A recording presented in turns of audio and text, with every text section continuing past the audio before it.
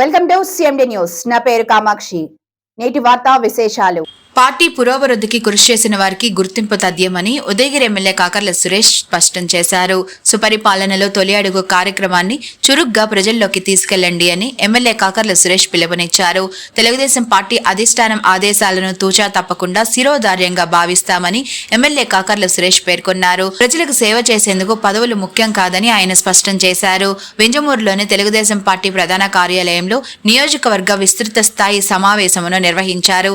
ఈ సందర్భంగా ఎమ్మెల్యే కాకర్ల సురేష్ మాట్లాడుతూ స్థానిక సంస్థల ఎన్నికలకు పార్టీ శ్రేణుల సంసిద్ధం కావాల్సిన సమయం ఆసన్నమైందన్నారు. సుపరిపాలనలో తొలి అడుగు ప్రక్రియలో రాష్ట్రంలోని 175 నియోజకవర్గాలలో ఉదయగిరి 12వ స్థానంలో ఉందన్నారు. దీనిని 10 రోజుల్లో అగ్రస్థానంలో నిలపడమే లక్ష్యంగా నియోజకవర్గం పరిధిలోని 8 మండలాల నేతలు తీవ్రంగా కృషి చేయాలని కోరారు. ఈ కార్యక్రమంలో ఉదయగిరి మాజీ ఎమ్మెల్యే, టీడీపీ రాష్ట్ర ఉపాధ్యక్షులు కంబం విజయరామిరెడ్డి, రాష్ట్ర కార్యదర్శులు మన్నేటి వెంకటరెడ్డి, చెంచలబాబు యాదవ్, రైతు సంఘం అధ్యక్షులు బొల్లినేని రామారావు, మండల పరిశీలకులు కేశవ చౌదరి, కాకి ప్రసాదరావు, బాణా శ్రీనివాసులు రెడ్డి, ఆర్ విజేంద్ర చౌదరి, మండలాల ప్రతినిధులు ఉడా నర్సారెడ్డి, గొంగటి రఘునాథరెడ్డి, చింతపోయిన బయ్యన్న, గణపం సుదర్శన్ రెడ్డి, పులిగుంట మధుమోహన్ రెడ్డి, చంద్ర మధుసూదన్ రావు, గంజాం రాఘవేంద్ర తదితరులతో పాటు యూనిట్, బూత్, క్లస్టర్ ఇన్ఛార్జీలు పాల్గొన్నారు. శ్రీ ఖమ్మం విజయరామరెడ్డి గారికి, అలాగే మన మాజీ జడ్పీ చైర్మన్ చెంచలబాబు యాదవ్ గారికి, అలాగే ఈ రోజున మనకు బయట నుంచి అబ్జర్వర్స్ రావడం జరిగింది. వారిలో మాకు వికాస్ హరికృష్ణ గారు మనకు రెగ్యులర్ అబ్జర్వరే. ఆయన ఎలక్షన్స్ గురించి వచ్చిందేం లేదు, వారు మనకు అబ్జర్వర్ గా ఉన్నారు ఎప్పటి నుంచో. అలాగే నర్సింశెట్టి పిచ్చయ్య గారు, వారు దర్శి మున్సిపల్ చైర్మన్, వారు రాలేకపోయారు ఈ రోజున, వారు కూడా one of the election observer. అలాగే వల్లపనేని సుబ్బారావు గారు వారు కూర్చున్నారు, వారికి నా ధన్యవాదాలండి వచ్చిన దానికి. అలాగే మన కాకి ప్రసాదరావు గారు, ఎస్సీసీఎల్ పార్లమెంట్ ప్రెసిడెంట్, వారు మన ఉదయగిరి నియోజకవర్గానికి సంబంధించిన నాయకులు, వారికి నా ధన్యవాదాలు తెలుపుకుంటున్నాను. అలాగే శ్రీనివాసరెడ్డి బాధ గారికి కూడా ధన్యవాదాలు. మనం ఒక టీమ్ గా పనిచేసేటప్పుడు పదవి దానికైతే వస్తుంది. ఇప్పుడు నేను దాదాపు 20 ఏళ్ళు ఇక్కడ ప్రత్యక్ష రాజకీయాల్లో ఇక్కడ ఉన్నా కూడా, నేను గత 20 ఏళ్ళుగా కూడా అమెరికాలో ఉన్నా, లేకపోతే చిన్నప్పుడు మన పార్టీలో రాజకీయాల్లో ఉన్నా కూడా ఎక్కడ కూడా పదవి నేను అడిగి ఎప్పుడు తీసుకోలేదు. పదవి ఎదుర్కొంటా, మంది ఎదుర్కొంటా వచ్చింది. కష్టం చేస్తే అదే వస్తుంది. మనం చేస్తే కష్టం, మనం చేస్తే పదవి ఎదుర్కొంటా మనకే వస్తుంది. కాబట్టి నేనే ఎగ్జాంపుల్. నేను ఏ రోజున పదవడలేదు, ఏ పదవి నేను అడిగి తీసుకున్నది కాదు, అది దానికైతే వచ్చింది, నా కష్టం నేను చేశాను. అలాగే మీరు కూడా అదే పరిస్థితి అవుతుంది. మీకు పదవి ఉంటేనే కష్టపడాలనేది లేదు, పదవి లేకపోయినా కూడా మనం ప్రజాసేవ చేయొచ్చు. మీరు ఆధారంగా టీంలో కష్టపడి డెఫినెట్ గా మీకు బెనిఫిట్ ఉంటుంది. దానివల్ల నేను అర్థం చేసుకోగలను. ఎందుకంటే మనం తెలుగుదేశం పార్టీలో మన బాబు గారు కానీ, తర్వాత మన గవర్నమెంట్ రన్ చేసే విధానం కానీ ఎక్కువ కార్యక్రమాలు ఉంటాయి.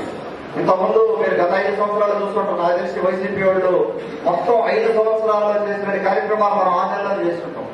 మీరు అర్థం చేస్తే 6 నెలలోనే మన కార్యక్రమాలు అయిపోయి వాళ్ళు చేసిన లెక్క పెట్టుకుంటే కార్యక్రమాలు దాదాపుగా నెలకి 20 కార్యక్రమాలు మన ప్రజల్లో తిరుగుతూ ఉంటాం, ప్రజల్లో పనిచేస్తూ ఉంటాం. ఇంకొకటి నేను చెప్పదలుచుకున్నది, గ్రామాల్లో 2-3 వర్గాలు ఉండవచ్చు ఒక్కొక్కసారి. మీరు ఒకటే గమనించాలి, అక్కడ అవతలని విమర్శించేటప్పుడు లేకపోతే అవతలని ఇబ్బంది పెట్టేటప్పుడు నాయకుడిని, వారు తెలుగుదేశం పార్టీ నాయకులే, తెలుగుదేశం పార్టీ మెంబర్షిప్ తీసుకున్న వాళ్ళే. ఇబ్బంది పెట్టేటప్పుడు మీరు అనుకోవాల్సింది, మనం మళ్ళా తెలుగుదేశం పార్టీకే నష్టం చేస్తున్నాం. అవతల అతను తెలుగుదేశం పార్టీ కాబట్టి ఆ పార్టీకే నష్టం చేస్తా ఉన్నాం. ఎవరైనా అంతే, నేనేనంతే, ఇంకోరైనంతే, ఎవరైనా అంతే అవుతుంది. మనం కూడా కడప దాడి బయటకు వచ్చిన తర్వాత ఇంతకుముందు కూడా చాలాసార్లు చెప్పడం జరిగింది. మనం 100 మందితో కలిసి పనిచేయాల్సి వస్తుంది కాబట్టి సర్దుబాటు చేసుకొని వెళ్లాల్సి వస్తుంది. ఇంట్లో ఉన్న విధంగా 4-5 పనిచేసిన విధంగా బయట డెఫినెట్ గా ఉండదు. రకరకాల మనస్తత్వాలు ఉంటాయి, రకరకాల అన్ని ఓపిక మనం వింటా ఉండాలి. ఆ ఓపిక ఉండి చేసుకుంటూ వెళ్తేనే నేను వీలైనంత వరకు నేను సహాయం చేస్తాం. మేము ఎమ్మెల్యే పార్టీ ఆఫీస్ నుంచి కానీ, సెంట్రల్ ఆఫీస్ నుంచి కానీ మీరు సపోర్ట్ గా వీలైనంత వరకు సమస్యలు పరిష్కారం చేసేదానికి ట్రై చేస్తాం. కానీ మీరు కూడా పడుగు ముందుకేసి మన పార్టీ నష్టపోతే ఆయన్ని మనం తిట్టిన దానివల్ల, లేకపోతే ఇబ్బంది పెట్టిన దానివల్ల పార్టీ నష్టపోతే కలిసి ఎలా పనిచేసుకోవాలి, పదవులు ఎలా షేర్ చేసుకోవాలని, ఇది కేవలం 2 ఏళ్ళు. ఇప్పుడు మనం పదవి తీసుకుంటే మహానాడు నుంచి వచ్చే మహానాడు వరకు 2 ఏళ్ళు పదవి. ఈ 2 ఏళ్ల పదవుల్లో కూడా మనం 6 నెలలకు ఒకసారి మన రివ్యూ చేసుకుంటానే ఉంటాం. అందరూ కరెక్ట్ గా ఉన్నారా, లేకపోతే ఇంకెక్కడైనా మార్పులు చేర్పులు చేసుకోవాలని. మీరు అబ్జర్వ్ చేస్తే ఎలక్షన్ ముందు ఇప్పుడు వరకు అంటే 13 నెలలు అయింది. 13 నెలల వరకు నేను ఒక్క బూత్ ఇన్ఛార్జిని కూడా మార్చలేదు. కనీసం ఒక బూత్ ఇన్ఛార్జిని కూడా ఏ రోజున మార్చలేదు. 13 నెలలు అయింది మనం అధికారంలోకి వచ్చి. 13 నెలలు కూడా పదవులన్నీ మీ దగ్గరే ఉన్నాయి, ఎక్కడ ఎవరు అనుకున్నది లేదు. ఇంకొకరికి మనం అవకాశం ఇవ్వాలి. నాయకత్వం బిల్డ్ చేయాల్సిన అవసరం ఉంది. నేను చెప్పాను, నా మీద ఆ బాధ్యత ఉంది. తెలుగుదేశం పార్టీని గ్రామ స్థాయి నుంచి బలోపేతం చేయాల్సిన బాధ్యత ఒక పక్క ఉంది, ఇంకో పక్కన డెవలప్మెంట్ చేసుకోవాల్సిన బాధ్యత. 2 బాధ్యతలు చేయాలి. మీరు ఒకసారి కానీ కంపేర్ చేస్తే వైసీపీ గవర్నమెంట్ లో ఉన్న, వైసీపీ పార్టీలో ఉన్న నాయకులను ఒకసారి అబ్జర్వ్ చేయండి. మండలంలో ఉన్నా కానీ గ్రామ స్థాయిలో కానీ మనం డెఫినెట్ గా ఇంకా పెరుగుతూ వెళ్లాల్సిన అవసరం ఉంది. నేను ఓపెన్ గా మాట్లాడినప్పుడు ప్రైవేట్ గా మాట్లాడతాను. మనం డెఫినెట్ గా మన ముందుకి మనం అడ్జస్ట్ చేసుకుని ముందుకెళ్ళకపోతే చాలా ఇబ్బంది పడే పరిస్థితి. గ్రామ స్థాయి నుంచి మనం పటిష్టం చేసుకున్నాం. అలాగే ఒక పంచాయతీ పెత్తనం ఇంకో పంచాయతీలో లేకుండా క్లియర్ గా చెప్తా ఉన్నాం. మనం ఇంప్లిమెంట్ కూడా చేస్తాం రాబోయే రోజుల్లో. ఒక పంచాయతీ, ఆ పంచాయతీ మీది, మీ పంచాయతీ మీది, మీ గ్రామ కమిటీ మీది, మీ రోడ్లు మీకు సంబంధించిన డెవలప్మెంట్ వర్క్స్ మీ పక్క పంచాయతీతో సంబంధం ఉండకూడదు. రేపు పొద్దున ఎంపీటీసీలు జడ్పీటీసీలు ఉన్నప్పుడు వాళ్ళ రోజు వాళ్ళకు ఉంటాయి. మండల కన్వీనర్ కూడా కమ్యూనికేటరే కానీ నేనైనా సేవకుడిని, నేనేమో నాయకుడిని కాదు. నేను మిమ్మల్ని మీ మీద పత్రం చేయడానికి ఇక్కడ రాలేదు. నేను కూడా సేవకుడిని, నేను కూడా ఒక కమ్యూనికేటర్. కేవలం నేనంతా కమ్యూనికేట్ చేసి ఎక్కడ ఇబ్బందులు లేకుండా చూసి తెలుగుదేశం పార్టీ ముందుకెళ్ళడానికి ఉండేవాడే తప్పితే నేను ఎవరి మీద పత్రం చేయడానికి రాలేదు. కాబట్టి మీరు కూడా అదే విధంగా ఆలోచన చేసి ఎక్కడ కూడా ఇబ్బందులు లేకుండా ఉంటే తొలగించుకొని మనం ముందుకెళ్దాం. ఓపెన్ గా మాట్లాడుకుందాం. ఖచ్చితంగా అందరికీ పదవులు రావాలంటే రావు ఒకే టైంలో. కొద్దిగా ఓపిక తీసుకెళ్దాం. Sridevi multi speciality hospital, Christian Peta, 5వ లైన్, కావలి.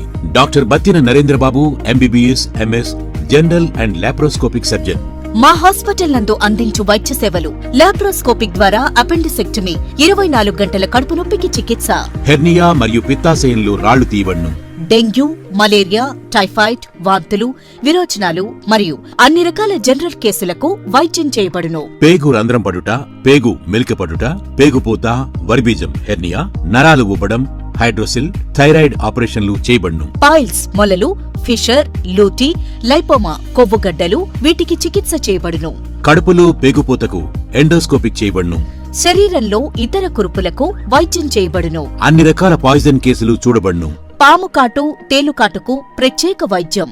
మా హాస్పిటల్స్ ప్రత్యేకతలు: ICU, lab, AC and non AC rooms, 24 గంటలు మెడికల్ షాప్. అత్యవసర కేసులు అన్ని వేళలా చూడబడును. Malinidevi multi speciality hospital, Christian Peta, 5వ లైన్, కావలి. ఫోన్ నంబర్స్ 9398665676 మరియు 08626245166.